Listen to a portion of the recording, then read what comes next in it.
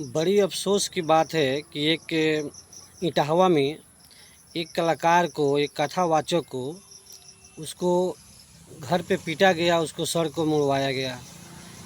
वो यादववंशी था और यादव कुल के थे, इसीलिए जो है वहाँ के ब्राह्मणों ने मिलकर उनको मारा। लेकिन ऐसा नहीं करना चाहिए।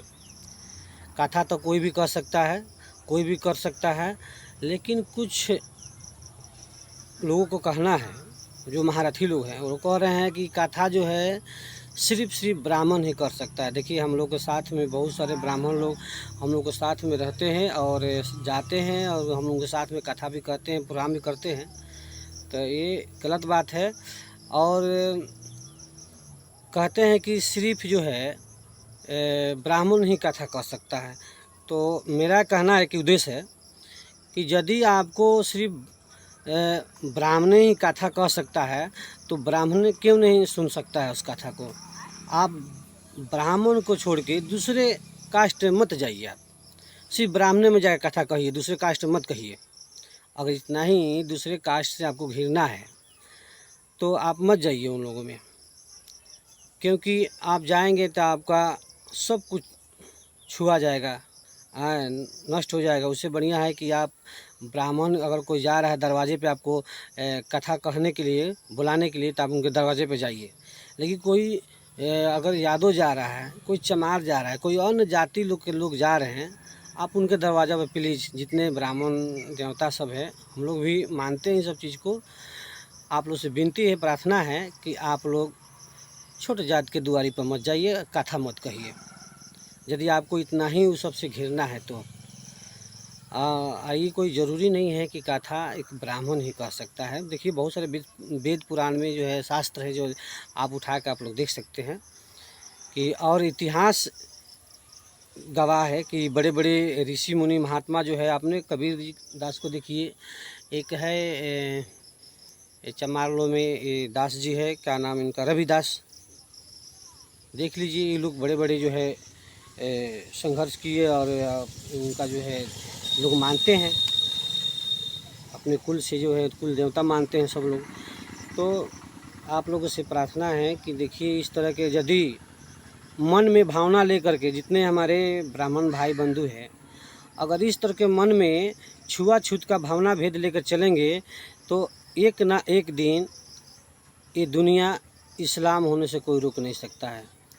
यदि आप अपने भाई को भाई नहीं समझेंगे, उसको नीच जाति, अशूद्र जाति समझेंगे, तो समझिए कि आने वाले दिन में वो आपका नहीं होगा, वो जाके इस्लाम में मिल जाएगा। इस्लाम में मिल जाएगा तो लिख कर रख दीजिए कि बहुत जल्द हमारा देश जो है इस्लाम हो जाएगा।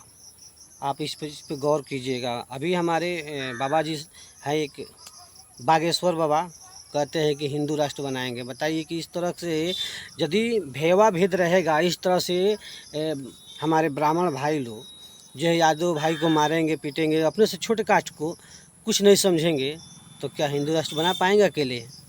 अकेले लेकर के बना पाएंगे? कि कभी किसी कीमत में नहीं होगा। आप लोग इस चीज़ को देख लीजिए करके।